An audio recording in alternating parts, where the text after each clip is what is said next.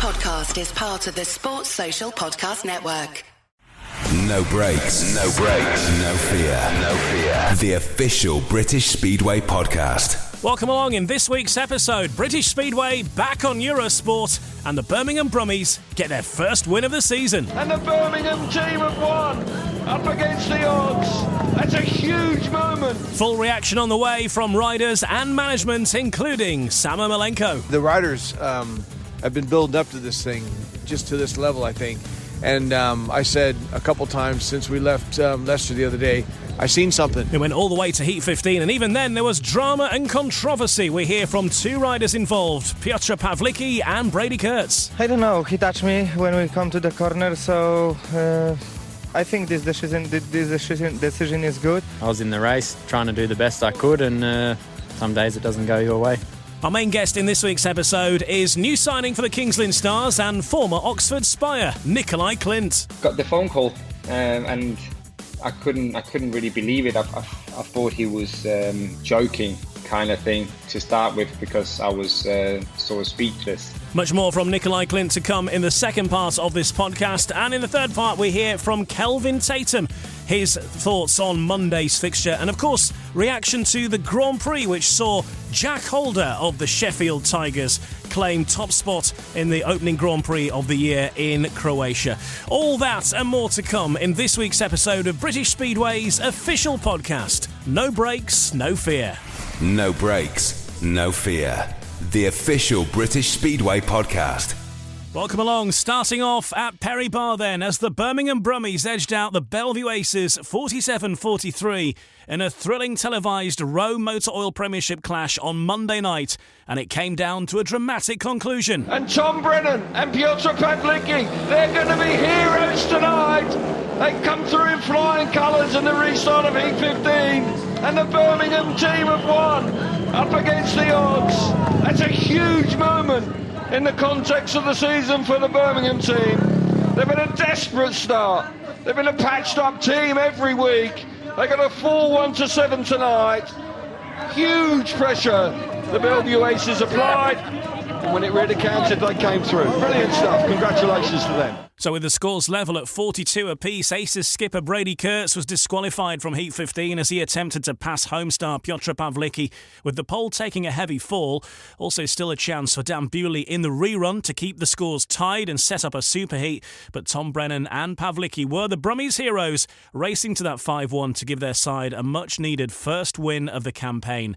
Brennan got 9+2, Pawlicki with 8+2, the top scorers for the Brummies, for a solid scoring home team all round, whilst Brady Kurtz scored 11+1 for the visitors. Brennan also collected the first Omologato Rider of the Meeting award as well, and he spoke to Scott Nichols afterwards. Yeah, that's been a long time coming for sure. You know, everybody has been working really hard for that. The management, the riders, everybody wants the same thing, right? And for us to finally do it tonight against a very, very strong Belle Vue was perfect, really. Definitely. So were you boys feeling the pressure before the meeting, or was it kind of the pressure was taken off because you'd had a bit of a slow start to the season? Yeah, exactly that. I mean, you know, we kind of come into the year with pretty sort of low expectations, if I'm honest. It was sort of like we kind of knew it was like our first year in the league, and we had to kind of build our way up. And then as we sort of started losing, the kind of pressure became more and more. But we were kind of that close, you know, every single time, as obviously you know, being a part of the team. And for us to do it tonight feels amazing, really. And also, what does a meeting like tonight do for your confidence and the team? You're beating GP star Dan Bewley twice now tonight. Yeah, it was good. I mean, I think I mentioned in my last interview. None of us really kind of care who it is. Same as you know, you kind of rock up and you have our three guys next to you, and you want to beat everybody. So for us to kind of put a performance against, as you say, some Grand Prix riders. Brady's been in some fantastic form, same as Norrick and Jamin, and everybody's been going very well. So you know, for us to come here at home and obviously try and make the home fans proud. It took a little while to get there, but finally the Brummies have their first home win of the season on the board, and a sense of relief not only for the fans but for the management team as well. Here's Ermolenko and Chris Adams. Well, Ermolenko, I'm going to start with yourself. How much of a relief is that to get the first win for Birmingham? Yeah, it's you know, it hasn't really sunk in yet, other than I called my mom and she's been waiting for a win, so that kind of felt a little emotional. But all in all, it's like the riders have been building up to this thing, just to this level, I think. And I said a couple times since we left Leicester the other day, I seen something. I seen there's some hope in all this now. I seen our guys are trying. They're actually figuring it out that they want to win. You know, they're tired of where they're at. And coming here today, I said to Chris, and he's alongside of me, and hopefully he's going to have the same thing. We knew the spark's there now, and we just got to manage a well-groomed team for tonight. And Chris, it could have been so easy the way Belle Vue fought back. Everyone thought with their big name hitters going out in that Heat 15 as well, they thought everything was going into their favour. But brilliant stuff from Tom and Piotr in Heat 15.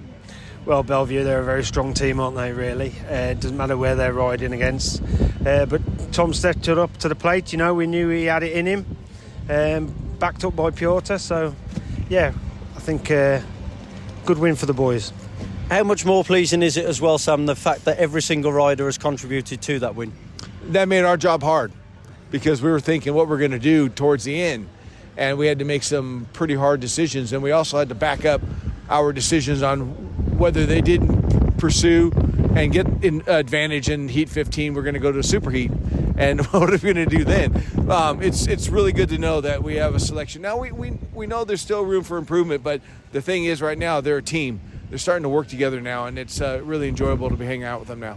Yeah, and Chris, mainly from the outside, there have been a lot of knockers on social media, as you usually get when you've been on a run of results like that. But from inside the club, you knew you were still to get your full 1 to 7 out on track as well. And like you've both said, there was a lot of full belief in that team you had initially put together. Well, we've got faith in the team. We've had a good start to the season, and to be fair, we've had our last 2 home meetings. You know, haven't gone the way that we wanted. The last one was called early on. You know, maybe we might have turned that around, had that have gone ahead a little bit more. So, yeah, a good win for us tonight. So we've got something to build on, and then we'll see what Kings Lynn brings on Thursday. Yeah, and Sam, a quick word on that if we can as well. Like you say, important in a way now that you do build on it and make sure that this isn't just a one-off in this short spell. Well, you know, we're still gathering a lot of different things behind each rider, which we focus on those things a bit.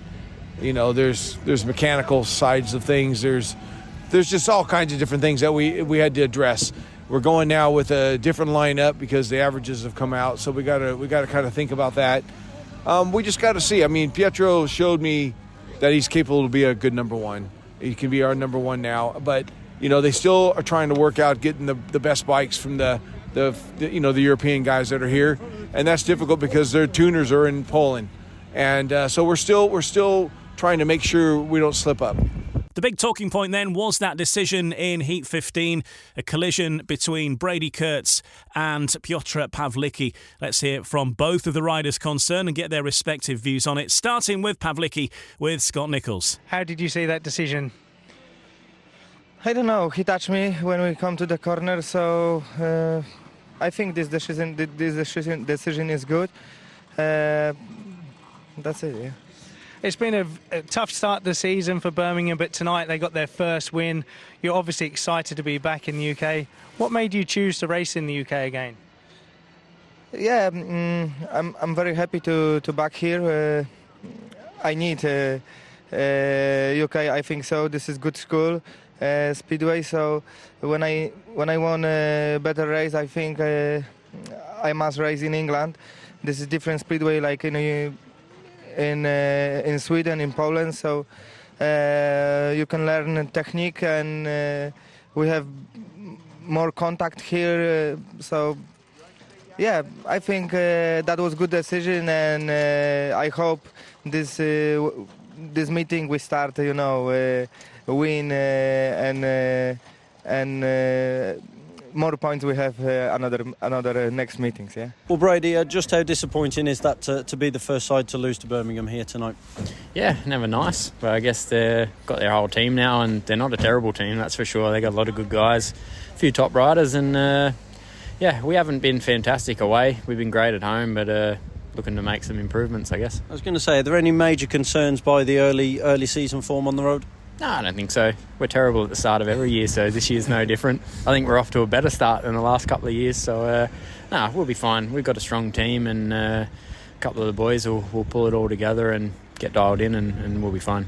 Yeah, obviously tonight as well, the boys did fight back a little bit as well. Went down to that last heat decider. You were the man on the wrong end of the decision in heat 15. What's your take on it? At the end of the day, it's not my decision to make. I was in the race trying to do the best I could, and some days it doesn't go your way. Yeah, nevertheless, you were unbeaten at that point as well. You must be delighted with how your season has got started individually. Yeah, super good. It's been the best start to any year I've ever had, that's for sure. And now the job is to keep it going. I think that'll be harder than what's been already. So I'll keep taking it week by week, and hopefully a good season's coming. And when you consider the Premiership overall has strengthened up this year, does that make it even more pleasing for yourself? Yeah, definitely. Every team's so tough now, and to have some good results is always nice. And bikes are working great, and when things are all in place, it's a nice situation to be in.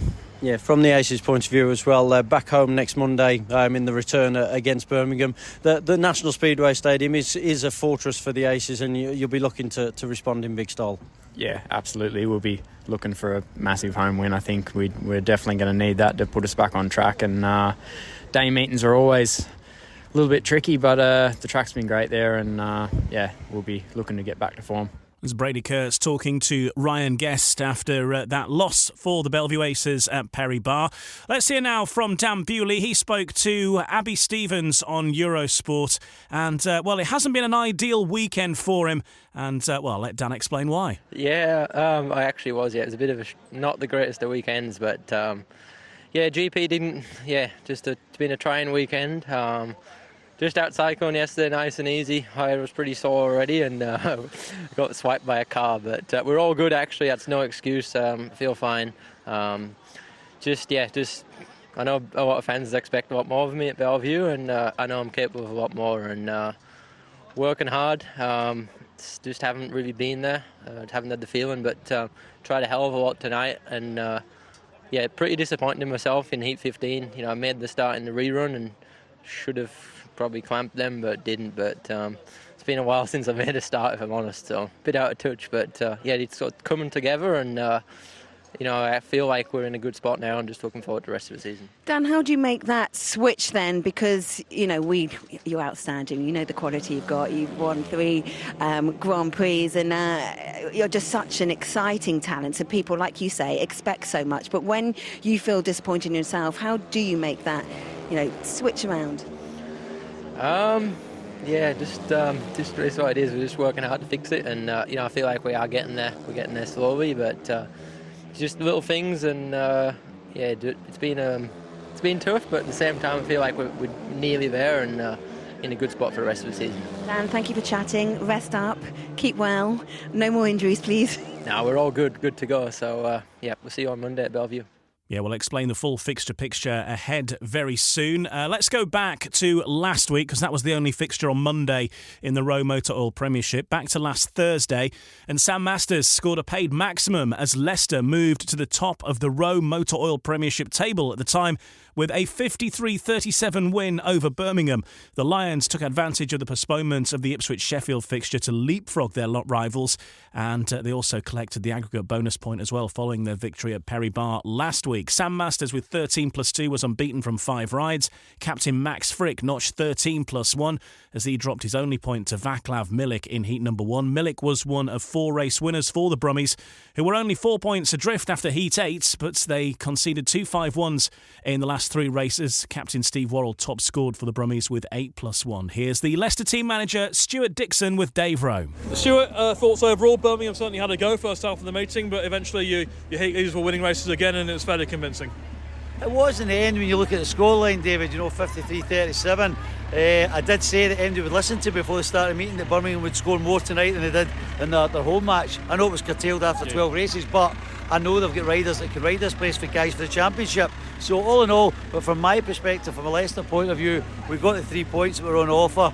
As you say, Max Frick, Sam Masters really strong at the top end, and we thoroughly deserved it. These top boys are getting really dialed in now to this track, aren't they? You've had similar conditions for a couple of weeks, and they're regularly winning races. Well, we'll find out next week if they're dialed in as much as we think, but yes. No, certainly Sam and Max obviously tonight. Dougie was with the tapes thing, he got excluded, was fit. You know, Richard lost, I looked to get 7 points, but Richard said it's a poor 7. He wasn't pleased. Luke Baker, got 4 paid 5, but obviously he wants to score a lot more. I get that. We still, as I said in the interview, we still don't have all 7 clicking yet. Next week, I think we need to have certainly 6 out of the 7 on form to beat Ipswich, who've been a bit of a bogey side for us in the Premiership. So we're gearing up for them for next Thursday, that's for sure. Are you happy with that top 5 in the order they're in, or are you thinking about that again before next week? Is that, obviously you ran with Becker at 2 tonight and Lawson at 4. Is that what you'll go forward with, or still to think about that? I'm still to think about that. I just actually done a change just for change's sake, thinking maybe a different role. Luke would get the inside gates off a heat 1, hoping he would go off to a flyer and it would get his confidence up. It never panned out like that, unfortunately, due to the fact that Val Milik popped out on the race. Fair play to him. So that's sort of best plans were going in that respect. We just need to get him going. You can see he's a bit down about it now, but he's too good a rider not to get him going. You know what I mean? I think it's a matter of time. I don't have any worries about him at the moment, though. We're seeing a few signs from Drew Kemp. Obviously 2 race wins. He was a bit unlucky on the outside a couple of times as well when he ended up coming last, but obviously if Dougie touched the tapes and you can bring in Drew Kemp and he wins the race, that's probably quite a good sign. I think it was the call, because obviously the track was a bit slicker, you know what I mean? And Drew popping out winning the race was good. I think he was unlucky. I think he'd gate 4 3 times or something. Wasn't the most conducive for scoring. And I think 8 points we can't criticise. I know he got an extra couple of rides here and there, but overall he should be happy with his night's work, yeah. So there's Stuart Dixon. The other fixture last Thursday was at Cowley, Oxford, racing to a hard-fought 47-43 home win over the Kings Lynn Stars. Exactly the same scoreline as in their previous 2 Rowe Motor Oil Premiership victories at Cowley. Seems to be a thing at the minute. The Spires had to come from behind as the Stars led for much of the first half of the meeting, with the hosts only hitting the front for the first time in Heat 10. It was a key 5-1 from Eric Riss and Rowan Tungate in Heat 14 to make it 44-40, meaning the Stars needed a maximum 5-1 in the last race to level things up. But although Tobias Mujalak took the win, Ben Cook, who was guesting on the night, was kept at the back by Tungate and Scott Nichols. Tungate with 13+1 and Nichols 10+1 led the way for the Spires, with Mujalak racking up 15+1 for the visitors, who were left frustrated by the disqualification of Niels Christian Iversen after a clash with Charles Wright in Heat 12, something that manager Rob Lyon picks up on in this interview with Robin Allen. Bit of a tough one to take. A little bit. I mean, it was a better performance from us after the last outing at Sheffield last week. We were depleted then. We were a depleted team tonight with RR and obviously in guests. But Ben Cook did an admirable job for us, and it was a better performance. A little bit frustrating that we lost out. I didn't feel we deserved to lose tonight. I thought we probably should have edged it. What the referee was looking at in Heat 12, I have no idea. But that turned the match for us, and we often say referees are the 8th men, and he's got his right to his opinion on what he saw, but whether he looked at the monitor, I don't know. I asked him to look at it, but he put the white light on so quickly, he clearly hadn't looked at that point. But that's the way it goes sometimes. But apart from that, I was really pleased with the team as a whole, and we move on from here, but it was a better performance overall. And in terms of the team, obviously Toby at number 1 doing the number 1's job and getting 15-1. Yeah, I mean, he's settled in now and he's getting dialed in, and his last 2 performances have been more like what we'd expect and what he would expect of himself as a number 1, and so no issues there at all. Like I say, it was a battling team performance, so I can't really fault the boys in that respect. Sometimes we often say, referee decisions can turn a match, and he clearly did that tonight. And in terms of even you look at the reserves and Patrick, he's done his average, and again, for someone like him, he's never seen the track before, and he did pretty well. Yeah, he did okay. It's the first time he's been here, as you said, and he's just trying to settle in with different bikes, different setups on tracks obviously he's not going to have seen before. So he did okay. That's the first bad one Anders has had, although he had a great ride in his second heat before Bomber pipped him on the last lap. But he's had a good start to the season apart from tonight, and so overall it was a better performance, so something to sort of build on from here. And doing in some ways, obviously you had to use rider replacement too, but the fact that you were able to use it in quite a tactical way as such tonight, and your choice of riders at vital times. Yeah, I think it worked quite well tonight. I mean, having it at 2, I think always gives you a lot more options. And gate positions tonight, as they always are really, but were quite crucial. And it worked out pretty good for us. I think we got paid 10 from RR, so that was a good return. And I think it shows that we got paid 10 from RR, we got 9 from Ben Basso's rides, and I think it shows that, you know, if those 2 riders had been with us, it shows that this team's not far away. It's not far away. It was a good performance tonight, so I'm happy in that respect, but frustrated that we actually bombed out in the end. And positive vibes going into your home fixture next up. Yeah, Birmingham at home next week. It's on a home track, a meeting we'd like to win next week and get a season off, get some points on the board. And it's nice the fact that you're welcoming back Nicolai Klindt into the fold, and it's a bit of an interesting sort of thing, obviously being let go by Oxford, but it's worked in your favour that you're welcoming back at King's Lynn. Yeah, absolutely. It's one of those, isn't it? I mean, obviously Oxford have their reasons why they've let him go, and he became available, and so we snapped him up, given what had happened with Vadim Tarasenko. So yeah, it sort of fits. He's happy to come back, and hopefully it's a successful return for him. And we'll hear from Nicolai Klindt himself on this podcast, a full interview with him in the next part of No Breaks, No Fear. Looking ahead at the fixtures coming up then in the Rowe Motor Oil Premiership on Thursday, Kings Lynn in action against Birmingham. That starts at 7:30. We've got Leicester versus Ipswich and Sheffield versus Oxford. Sheffield welcoming back victorious Grand Prix winner, currently leading the World Championship, Jack Holder, in that one as well against the Oxford Spires. So that's Thursday's outlook.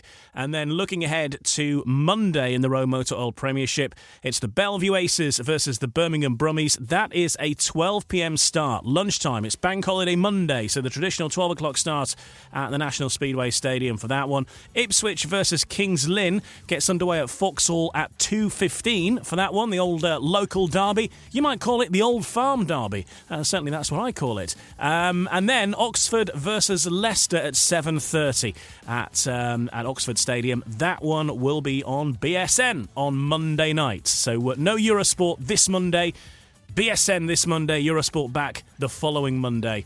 But Oxford versus Leicester will be on at 7:30 from the Rowe Motor Oil Premiership. And that rounds up everything that's happening over the next week or so at the top flight level of British Speedway. Coming next then, we'll hear from the man we were just talking about. Nicolai Klindt joins us on No Breaks, No Fear. No Breaks, No Fear. The official British Speedway podcast. So in this part, we chat to our special guest in this week's episode, and it's been a funny old week or two for Nicolai Klindt. First of all, finding himself out of the lineup at the Oxford Spires, and then, due to Vadim Tarasenko quitting his position with the Kings Lynn Stars, heading back to his former club. And Nicolai is with us now. Nicolai, welcome along. Good to have you with us. Well, let's start with the obvious sort of elephant in the room, really. What happened at Oxford? Was this a situation that you saw coming, or was it a bit of a surprise? I wasn't expecting I would find a new club so soon. Obviously, knowing the averages change in May, there would be a possibility, obviously depending on how riders are doing for other teams. But I was just sitting cool and waiting for the door to open. But like you said, like after 4 meetings, it was very unexpected. Not only by myself, but from many others that already was released by Oxford. And even though it's in the past, I still can't really get my head around why, other than score paid 4 at home to Ipswich, which was the meeting we lost. But yeah, I didn't come up with any excuses or anything. I said, I wasn't good enough, and I'm still trying to work through this and change some things for the next meeting, which never came. Yeah, so as you mentioned there, you were planning ahead for the next fixture. Talk us through that week then, and what happened to the point of where you find yourself receiving that call that you are out of the Oxford team. So I spoke to my Indian tuner, Peter Johns, prior to the Ipswich home meeting, and obviously I explained my situation with struggling, and from my own accord, it's not with confidence or anything. It's due to too much power in my motorbikes, especially when the weather is colder and the tracks are slicker. I was struggling to get grip and obviously traction. And we was talking about it, and we made some slight adjustments for the meeting coming up. And if that wasn't better, we was going to make further adjustments. And my gating haven't been too good, so me and my mechanic Paul, we made some changes there as well. And yeah, went into the Ipswich meeting like confident,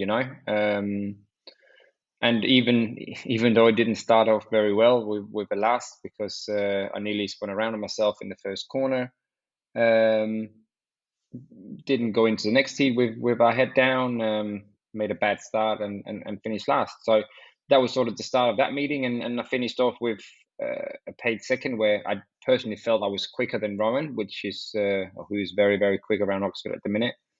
And then I got passed by Danny King by lap 2, I think it was, after making the start. So yeah, it wasn't perfect, but there was positives and there was things to take forward. So after the first day meeting, I flew to Poland, had a great practice, and then I raced in Poland on a Sunday and scored 14. Spoke to Peter on the Sunday,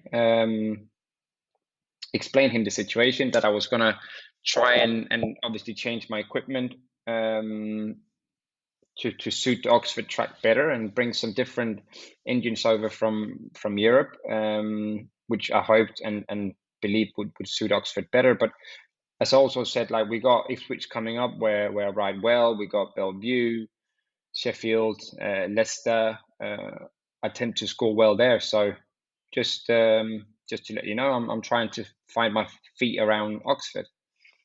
So that was not a problem. And then, yeah, Monday night came, and I was out with my mates having dinner, and got the phone call, and I couldn't really believe it. I thought he was joking kind of thing to start with, because I was sort of speechless. But I was told it wasn't his decision. It was further up, and they had the reasons for why they wanted to let me go. 4 meetings in, and I think it was a surprise to a lot of people that they made the change really at the earliest possible opportunity. Eric Riss has done an interview, and he said that he feels a level of sympathy for you of finding yourself in that situation. But Speedway does become a bit of a merry-go-round as things go, with riders moving in and moving out. Would you rather that riders were given more time? I know they've got 25% of the season before they can make changes, but would you rather that riders have more time to prove themselves before changes can be made? It's difficult to say, because like, I wasn't expecting to be dropped after 4 meetings, but to sort of give riders, not because I'm expecting to get dropped next season either, but like, I think for anyone, to give them until May, unless there's injuries or anything, because the weather makes a massive difference in how the bikes are reacting. Like on Saturday in Poland, was the first time I rode this year where it was over 20. All my other meetings have been below 15 degrees, and it's just difficult to get traction, and like you said about preparation and stuff, like we had press day in Oxford, where the track was completely different to how it'd been any other home meetings we rode, and I felt really good at press day, and thought this is gonna suit me very well. In Poland, before my first league meeting, I had one practice on my home track, one practice in Poland. Everything else had been cancelled. I was fortunate enough, I did an open meeting in Germany. I practiced 2-day practice in Germany and two-day practice in Slovakia. Other than that, I hadn't been on the bike, because everywhere we was meant to go in Poland was either rained off or cancelled due to bad track conditions. So it has been difficult, like Nils said. I know it's the same for everyone because there's other riders that has been out practicing, and yes, I could have gone to Workington to practice with other riders, for instance, but I haven't been in a position where I could do that because I've been in Poland, for instance, so going back to your question, yes, I do believe there should be like a time period where you can make changes, not just because it's happened to me, but in general, like I said to Peter as well, like it's not the first time I've been sacked after 4 meetings, so I'm not going to lose any sleep, but I'm older and wiser now, and it's easier for me to move forward. Let's talk about the weather and the role the weather plays, because this is an important thing. I think some fans, or many fans perhaps, don't realise the role the air temperature plays with the Speedway engine. And we've seen fairly cold conditions so far, and that actually can make engines perform worse. Just talk to us about that, because that magic figure of 15 degrees, the weather's warming up now. Could we see potentially riders' performances improving a lot as we get now towards some warmer weather in Britain? Yeah, they do, for sure. And the thing with Speedway is that the bikes create a lot of power. So just a couple of degrees can change the amount of horsepower the bike has. When it's colder, the surface, the track surface are colder, the tires are colder, you get less grip, there's more moisture in the track. When it gets colder, obviously it comes up to the surface, which makes the track slicker and stuff, So the first part of the season, I would say I often struggle due to having too much power in my bikes. When it gets a little bit warmer or normal temperatures, then I sort of get going, And I spoke to Stevie Worrell yesterday, I think it was, and he said, like, for him it's pretty usual to sort of struggle a little bit in the start of the season, then come good late spring until early autumn, and then when it get autumn again and then cold, then he's struggling because he can't seem to kill his bikes enough to get traction, So you often see that, and you can't really measure a rider on how he's doing in the first month of the season, because the season is 7-8 months, So you got to sort of look at the bigger picture, and in that case, I also mentioned that to Jamie when I signed the contract, and I mentioned it to Peter when I spoke to him on the phone, that I am disappointed, not that I wasn't given more time, but I was disappointed that they didn't believe in me, especially when they looked at my scores, which I have sent them both, or they both know of, over the winter, that after 8 meetings, I believe it was, I started picking up points, and I had a really, really good mid-season end to the season. And talking about weather, that happened in the start of May. So, it is what it is, and I'm very happy at where I am now. Yeah, and where you are now is back at King's Lynn. Of course, you were there last season and a bit of the season before, and you've ridden there a number of times over the course of your career, of course, and now you're back in a place that you know well. You know the promotion well, you know the team manager, and you know many of your teammates, because there's a good, strong Danish presence, as we'll touch on in a moment. And also, they've made some improvements as well in terms of the track, haven't they? There is some big alterations into the surface there, so it may well ride a little different, but hopefully better for everyone and better racing.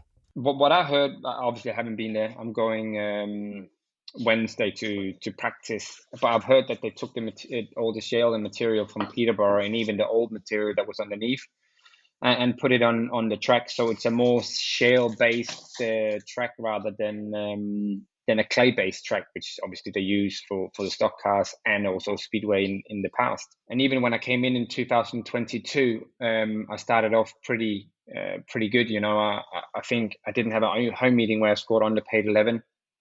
And it's a track I enjoy. It's a special track because it got so much grip in it, and hopefully with me coming in, we can turn things around. They haven't had a win yet. They were very close in Oxford to get the win there. Very unfortunate with Nils crashing out in heat 12, I believe. But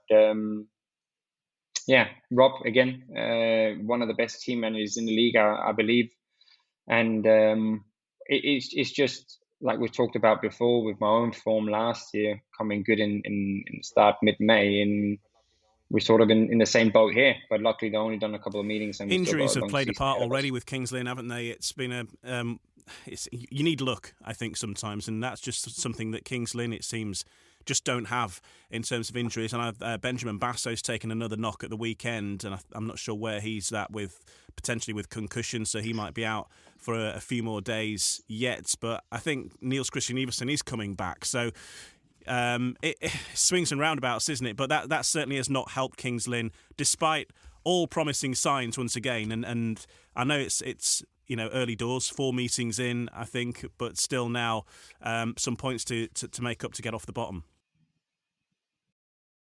Yeah, definitely. Like you said with the luck, like you could just look at last year, all the things that happened, and the luck we didn't have, but we obviously we got Vadim who's quit, and I've come in to replace, and Basso, hopefully he'll be back for Thursday. I don't know what the situation is there, but I do believe generally that they have a good team. Like Patrick needs a few more meetings, obviously. Luckily he's at reserve, but he did good at Oxford, a track he's never been to before.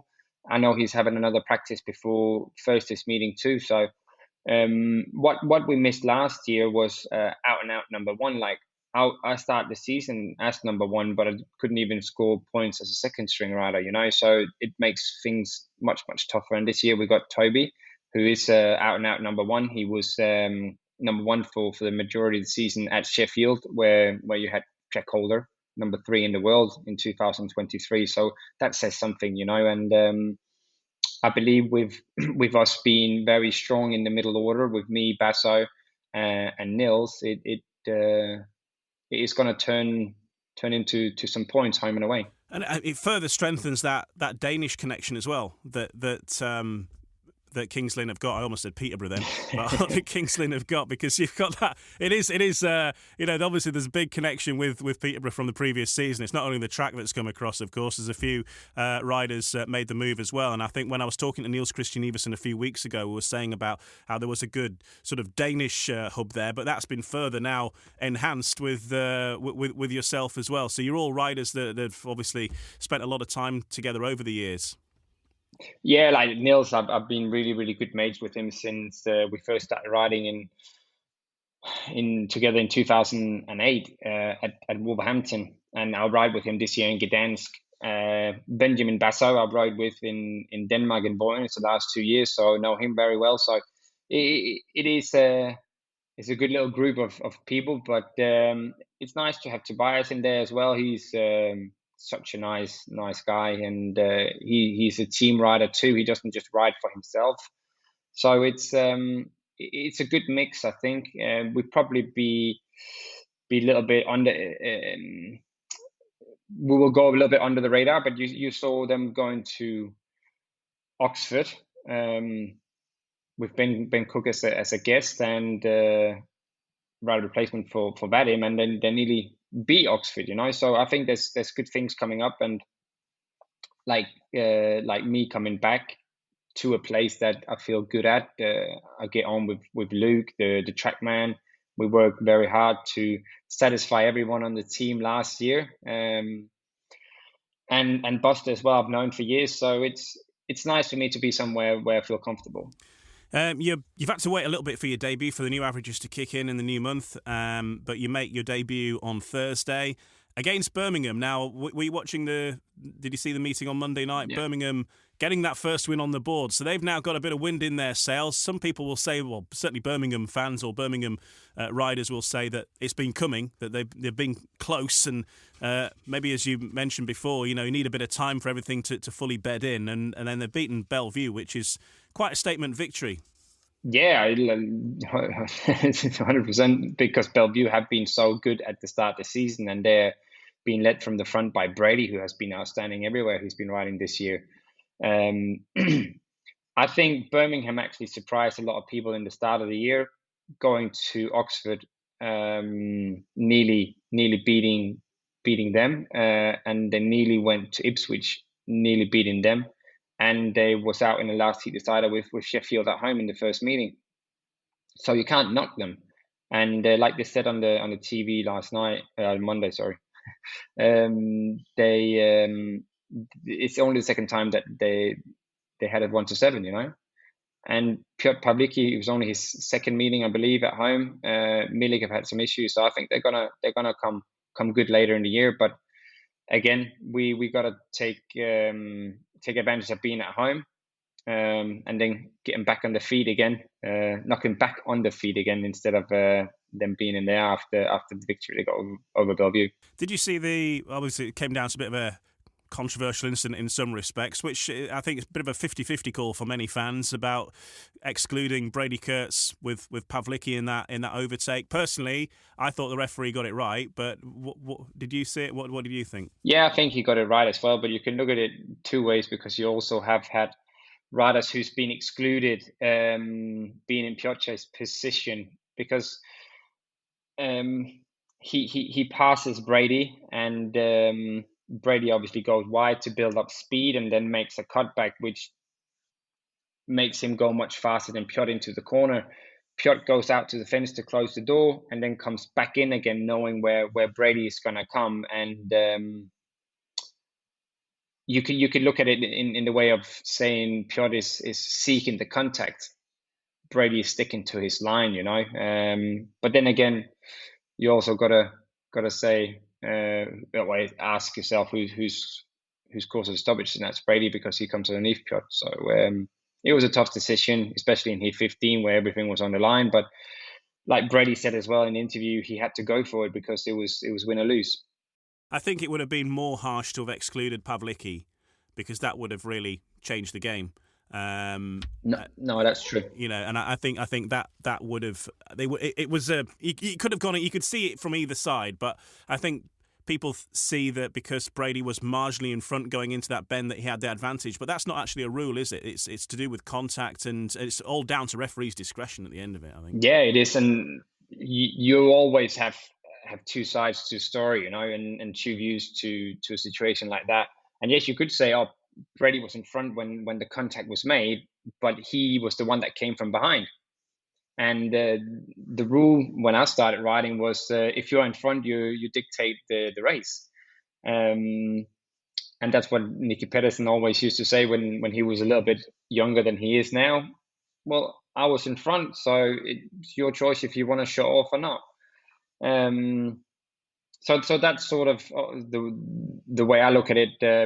Piotr was in front. Obviously, he had to cover his line. He don't want Brady to get past him, and Brady went for a gap that wasn't there at the end. If you're in the same shoes as Brady Kurtz on Thursday, what move are you doing? Are you sticking to the same line as Brady, or are you going to try something different? No, I think like Brady did the right thing. And also like how the track was last night, you didn't have many chances, and he sort of slipped up by moving off the white line in bend 2 where Piotr came underneath him. Maybe I'll make sure I go a little bit faster so I don't end up touching it. If you get out of the gate and clear off, all of these problems are behind you, aren't they? Literally. Yeah, exactly. On the subject of Birmingham, though, you're facing them on your debut for Kings Lynn on Thursday. Some big changes to the team there. Same personnel, of course, but with the new averages, Vaclav Milik drops all the way down the order from 1 straight down to number 6. And a lot of people going, wow, that's going to change the game somewhat. What are your feelings on that? It's definitely going to make them much, much stronger, because you can take 6 rides, I believe, if not 7. So you never know if that's going to be the key for their success with Milik dropping down, because obviously you look at his scores previously, being at number 1, and he's been struggling, but he's a class act, and he's rode at Kings Lynn before, I believe, so he knows his way around there. So at reserve, it's going to be tough. But then again, we got good reserves in Anders Rowe, who beat Doyle there last year, I believe, and also Patrick. So it's going to be tough. Pawlicki is moving up to number 1, and we all know being at number 1 is a bit harder than being number 5, and he's up against Toby. So I'm pretty sure that Toby can take care of him. And generally for you, obviously it's not been the ideal start in British Speedway for you personally, but hopefully now better times are ahead, starting on Thursday. But overall, what's your assessment of where British Speedway is currently sitting in Europe? Because we're seeing some big stars coming back, like Pawlicki being one example. Obviously, a former teammate of yours now, Janowski, back in British Speedway. And obviously Jack Holder, as you mentioned, winner of the first Grand Prix of the year as well. So he's off to a great start. You know, there's no shortage of top talent now. No, there isn't. And I think the stuff that they've done behind the scenes is much better than it was last year, but it all takes time, and it's been a good thing with Phil coming in to sort of being a director of everything. They got league sponsors, which they haven't had since Sky Sports was covering the league, where it was called Sky Sports Elite League. Creating more press, the press day, media day we had at Manchester was great. And you could also see on Monday the stuff behind the scenes in the pits, everything. It's got up another level, and I would dare to say that they're actually not rider-wise, but like how everything is run through the meeting and stuff like that on the same level. It's not a little bit higher with Sweden. Sweden is great. It's a big league, got big names in there, but I think that Britain, with everything that they're trying to do, or Phil is trying to do as well, they're pushing them pretty hard at the minute. You've had to wait for your debut for the Kings Lynn Stars, but May is here, and May is set to be a busy month. I think 7 fixtures for you in all, starting with Birmingham on Thursday. Bank holiday Monday, you're away at Ipswich. Then you've got Leicester at home the following Thursday, the 9th. Then away at Birmingham to Perry Barr. Home against Sheffield, away at the National Speedway Stadium, and then you've got Ipswich on the 23rd of May. So the next few weeks, pretty busy. Yeah, and thick and fast for me.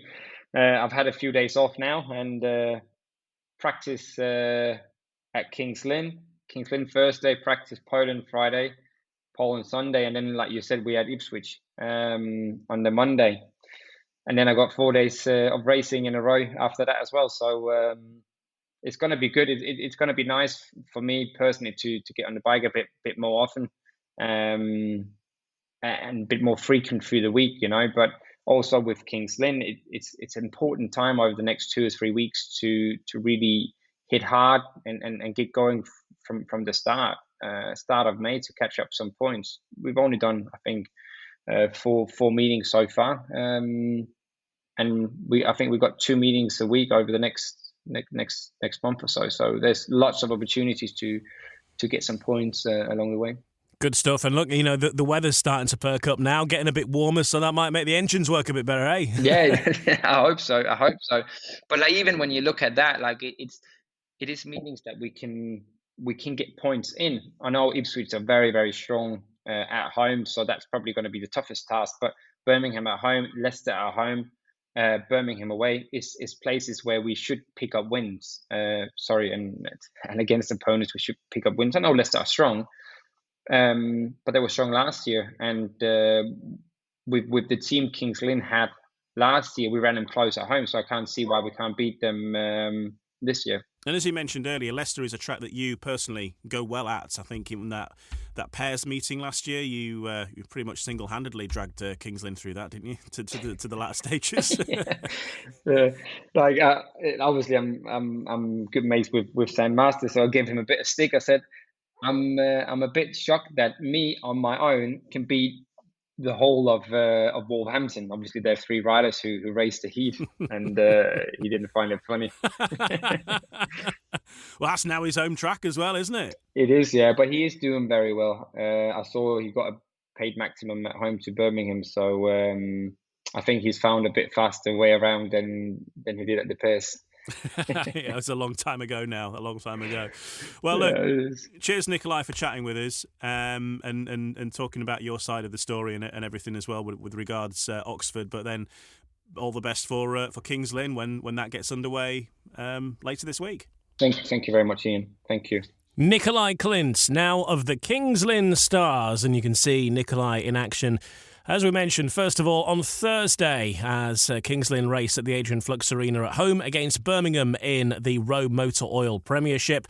And then on Bank Holiday Monday, 2:15 start at Ipswich in that little local derby there, the Norfolk-Suffolk clash. And then he's back at home against Leicester the following Thursday, the 9th. And so it goes. But best of luck to Nicolai in his new surroundings, even if they are fairly familiar. Still to come then on No Breaks, No Fear. In the next part, we'll hear from Kelvin Tatum, his reaction to Monday's Rowe Motor Oil Premiership clash as the Birmingham Brummies got that first win on the board. We'll hear from Kelvin next. No Breaks, No Fear. The official British Speedway podcast. So British Speedway is back on Eurosport and Discovery Plus, and the Grand Prix season, of course, resumed last week as well, with Jack Holder of the Sheffield Tigers currently leading the World Championships after the very first round. Ryan Guest has caught up with Kelvin Tatum, commentator for Eurosport and Discovery Plus, to get his reaction from that meeting on Monday as the Birmingham Brummies overcame the Belle Vue Aces to get their first win on the board. And he knows how much it meant to the Brummies faithful. Yes, it was a special moment for them. They've had a really tough start to the season, 1 point, and, plenty of losses. So it was a sense of relief, I think. It was almost like they'd won the league. But I can sympathise with that, having such a poor start and a sense of frustration, everybody sort of not really getting together. A result like that could transform the season. So, happy days for them last night. Really good. Yeah, from Belle Vue's perspective, obviously the first side to lose to Birmingham this year, and that was already their third defeat on the road in this year's Rowe Motor Oil Premiership. Does that surprise you a little bit, and do you think there are any reasons to be concerned at this stage from an Aces perspective? I think they would have been frustrated not to have won there. When a team has been in such poor form, and you're one of the favourites for the league, and Belle Vue are that, Mark Lemon and his men would have looked at that meeting, to get something out of it. So to go home empty-handed, that would be quite hard to take. And I think Mark will be, a little bit concerned about the fact that they haven't really done anything away from home. The home track, obviously, is fabulous, and they've got some specialists, but they haven't got consistency. They're a bit hit and miss away from home, and they need to rectify that. I don't think there'll be any panic stages because the league is wide open, actually, in truth, and nobody's really got a lot of consistency going at the moment. But they will need to resolve that. Yeah, one man who has got consistency, though, Brady Kurtz, up until that Heat 15 disqualification at Birmingham on Monday.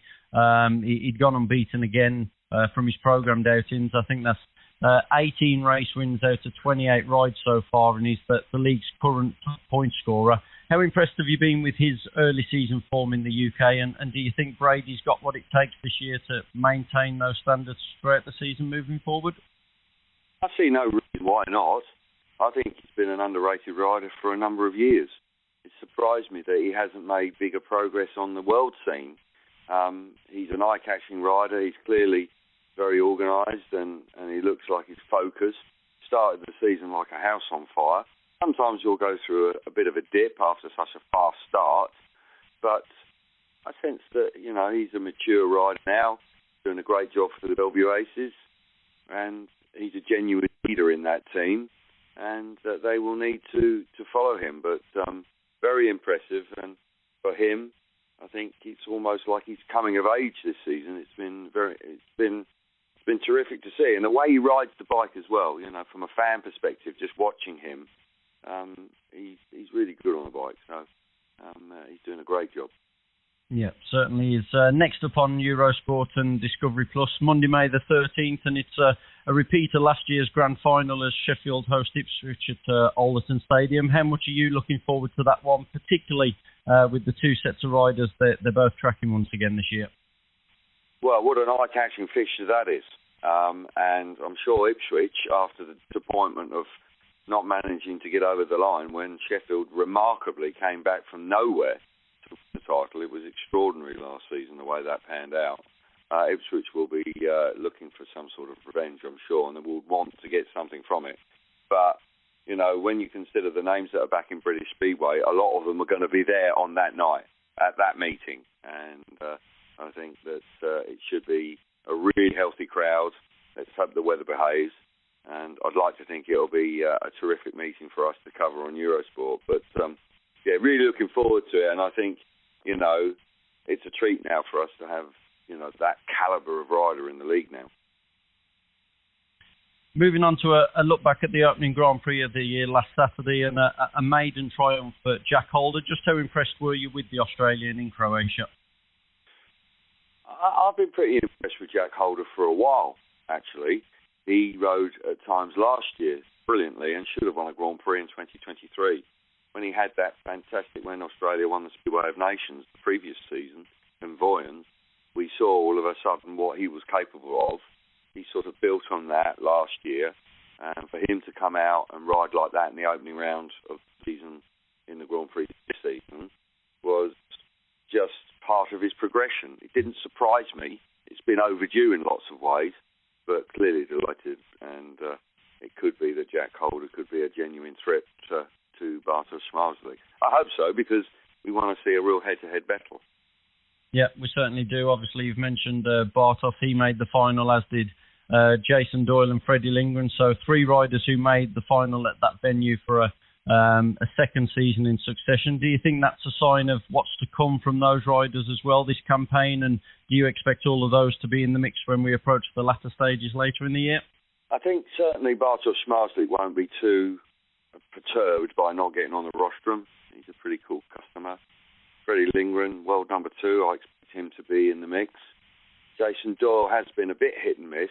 It was quite extraordinary in the fact that Freddie Lindgren and Jason Doyle didn't win a race all night, but finished 3rd overall, which was quite extraordinary, really. But they've got quality. They're veterans of the sport, so I expect them to understand exactly what's ahead of them. Jack Holder, yeah, I see no reason. If Jack Holder hadn't have broken his wrist last year, I sense he would have been in the first 3 in the World Championship anyway. So I don't see why not. A word on the British boys now, if we can. Obviously, a desperately disappointing start to the series for both Ty Woffington and Dan Bewley. And even though Robert Lambert opened with 12 World Championship points, did you sense that there was perhaps a slight bit of disappointment from his side, obviously dipping out in the semi-finals, having won 3 of his first 4 qualifying rides? A missed opportunity, I would say, when you're riding that well and then not being able to get through to the final. And he'll see it like that, I'm sure, because he'd ridden really well as anybody, in truth, up until that point. So he'd reflect on that, and that's something he needs to rectify. When you're riding that well, you've got to make it work on the night. You've got to really seal the deal. And he didn't quite manage to do that. But nonetheless, 12 points, a solid start. All is not lost there. Regarding Bewley and Ty Woffington, Woofy, I don't know. That is something that he will want to forget very quickly. Don't quite know what's going on there. Early season form for Sheffield has been decent. He hasn't been going that well in Poland. A couple of meetings there and it isn't really clicking. So that's concerning, I think. But for Bewley, I think, again, a slow start to the season. I sense he'll turn it around, but they'll certainly need to get up to speed very quickly. Yep, certainly. So a quick summary on the new additions to this year's lineup as well, especially Kai Hülkenberg and Dominic Cabrera. Were you more than encouraged by what you saw from those two in particular? Yeah, they did well, and they did well in qualifying as well. All 5 newcomers were in the top 10 on the qualifying times. And so they did really well there. And I think that Hülkenberg has clearly made a huge effort through the winter. Looks like a racing snake, rode really well, held his own. Cabrera did a nice job as well. Wozniak, obviously, he'll be looking to go a little bit better. Jankovic, it will be a tough season for him. He's inexperienced at this level, of course. But they all gave their very best. Consistency is so key over 11 rounds. and that's what they will need to find if they want to be a Grand Prix rider in 2025. But I think for the opening round, it looked pretty encouraging, and some of the riders they're replacing have got good CVs, so they've got some big boots to fill. But for Hülkenberg and Kubera, I think they'd be pretty happy with their opening Grand Prix. Yeah, and before we leave it there, obviously round 2, of course, on May the 11th in Warsaw in Poland, and with everything that goes with it, it is always one of the most highly anticipated events on the calendar, isn't it? Yeah, you could argue it's the biggest Grand Prix on the calendar with the stadium and the attendance. Incredibly, a Polish rider hasn't won there. I'm just wondering whether the weight expectation does weigh heavy on them. I think it probably does. It's a fabulous track and stadium, capital city of the #1 country in World Speedway. It's an exciting Grand Prix to go to and be a part of, and I'm sure we're going to see something pretty spectacular again. Obviously, it's a temporary track. We've got the introduction of the sprint race and World Championship points being on the table for qualifying on Friday evening. So, yeah, plenty to look forward to in Nadadovi in just under a couple of weeks' time. Kelvin Tatum, and Kelvin will be back on the TV. The next Eurosport and Discovery Plus action on TV is going to be on the 13th of May. So this next week is Bank Holiday Monday, so missing that one. And then the 13th of May will be the next one, and it'll be at Oleton. Sheffield versus Ipswich will be the next fixture on Eurosport.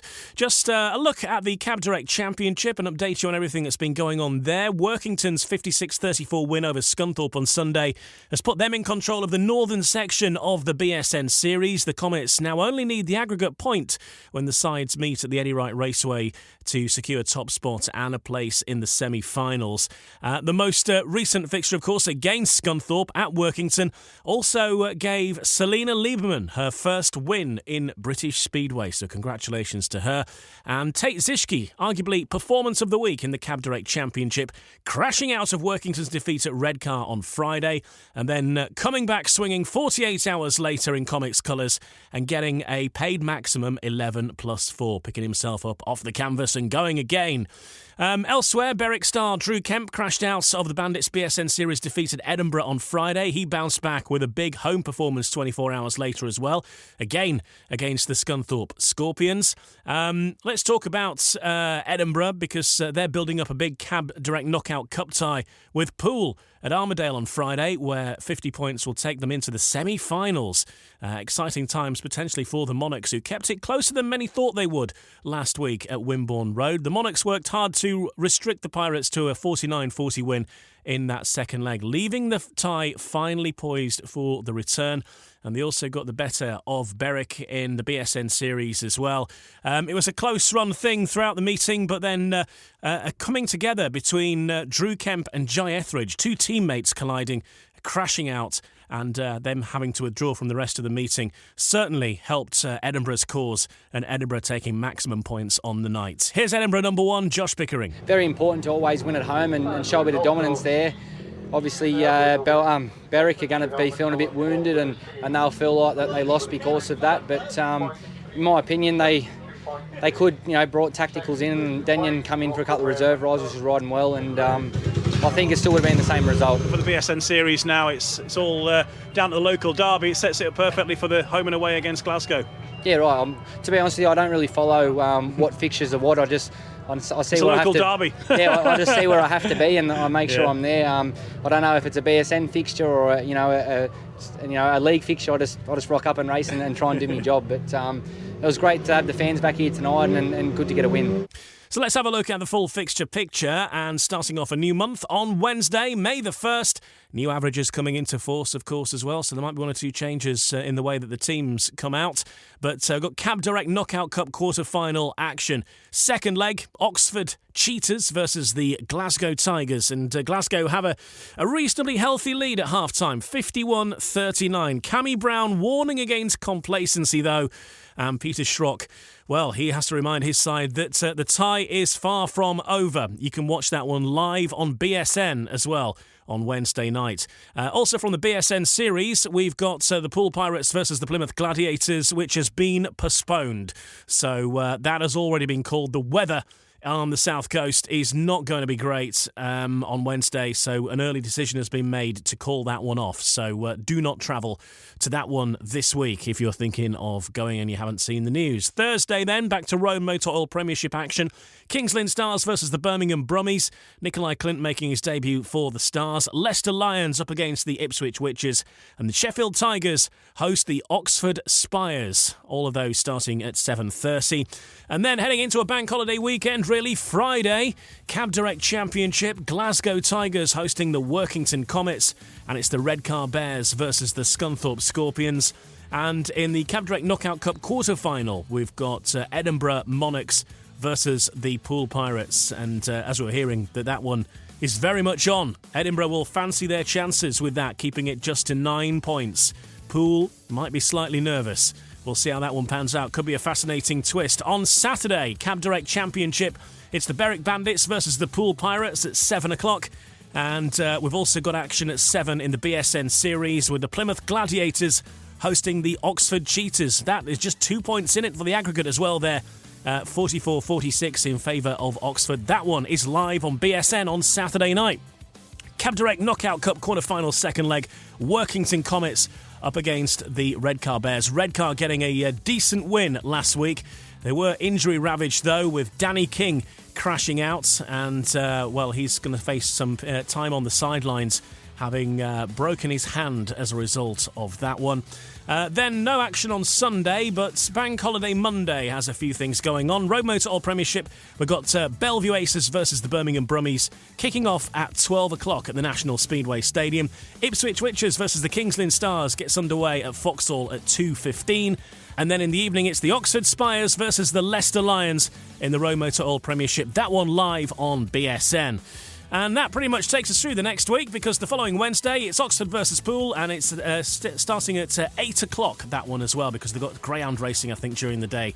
So advance notice of that. But we'll be back next week with another update to bring you up to date with all of that action and much more besides as well. Enjoy your Speedway wherever you're heading. Don't forget to check out some of our previous episodes. If you've missed them, some of the news might be out of date, but the interviews in the middle are always good value as well. Last week we had Tom Brennan on. Of course, he played a major part in helping Birmingham get their first win of the season. We've also recently spoken to Niels Christian Everson as well, and Kyle Howarth, just some of the previous guests. So check out the previous episodes, and don't forget to like and subscribe to the podcast so you don't miss anything in the future. And we'll catch you next week on No Brakes, No Fear. No Brakes, No Fear. The official British Speedway podcast. Sports Social Podcast Network.